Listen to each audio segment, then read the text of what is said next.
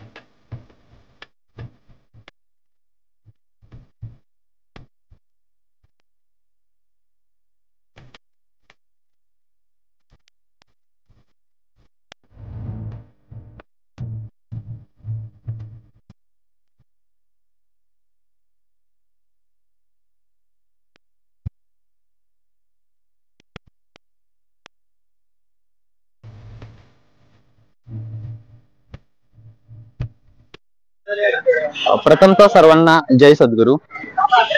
GT info चॅनलच्या माध्यमातून मी गणेश तुपे सर्व श्री सदस्यांचे हार्दिक स्वागत करू इच्छितो. नानासाहेब धर्माधिकारी प्रतिष्ठानाच्या वतीने आज संपूर्ण महाराष्ट्रातच नव्हे तर संपूर्ण देशभरामध्ये आज स्वच्छता अभियान राबवले जाते. तर या व्यतिरिक्त या बैठकीच्या माध्यमातून कोणकोणते कार्यक्रम राबवले जातात? जय सद्गुरू. महाराष्ट्र भूषण आदरणीय तीर्थरूप डॉक्टर श्री नानासाहेब धर्माधिकारी यांच्या वाढदिवसाचं औचित्य साधून महाराष्ट्र भूषण आदरणीय तीर्थरूप डॉक्टर श्री आप्पासाहेब धर्माधिकारी व डॉक्टर श्री सचिनदादा धर्माधिकारी यांच्या मार्गदर्शनाखाली आज संपूर्ण महाराष्ट्रभर स्वच्छता मोहिमेचं आयोजन करण्यात आले. संपूर्ण महाराष्ट्रात लाखो श्री सदस्यांनी या मोहिमेमध्ये सहभाग घेतलाय. त्याचाच एक भाग म्हणून आज आमच्या शहापूर तालुक्यातील शहापूर या शहरात स्वच्छता मोहिमेचं आयोजन करण्यात आलेले आणि शहापूर शहर पूर्ण स्वच्छ करण्यात आले. वेळोवेळी जे काही रोग वगैरे उद्भवतात आणि याचं महत्वाचं कारण म्हणजे अस्वच्छता. कुठेतरी जनमानसापर्यंत स्वच्छतेचं महत्व पोहोचलं जावं आणि हे करत असतानाच स्वच्छता ही किती महत्वाची आहे ही प्रत्येक माणसापर्यंत पोहोचावी म्हणून या स्वच्छता मोहिमेचं आयोजन करण्यात आलेले आहे. ही स्वच्छता मोहीम करत असतानाच इतरही खूप सारे कार्यक्रम डॉक्टर श्री नानासाहेब धर्माधिकारी प्रतिष्ठानामार्फत राबवले जातात. ज्यामध्ये रक्तदान शिबिर असतील, आरोग्य शिबिर असतील, वृक्षारोपण, वृक्ष संवर्धन यासारखे अनेक कार्यक्रम राबवले जातात. डॉक्टर श्री नानासाहेब धर्माधिकारी प्रतिष्ठानातर्फे ही बाहेरची स्वच्छता करत असतानाच माणसाच्या मनामध्ये जी अस्वच्छता निर्माण झाली आहे तर ते मन आणि ते शरीर देखील स्वच्छ करण्याचं कार्य बैठकीतील निरूपणाच्या माध्यमातून केलं जाते. माझी सर्वांना विनंती असेल की आपण आपला परिसर स्वच्छ ठेवण्यासाठी जास्तीत जास्त प्रयत्न करावा. ज्यायोगे ही जी स्वच्छता मोहीम राबवली जाते हिला एक यश प्राप्त होईल. धन्यवाद. धन्यवाद. जय सद्गुरू. जय जय रघुवीर समर्थ.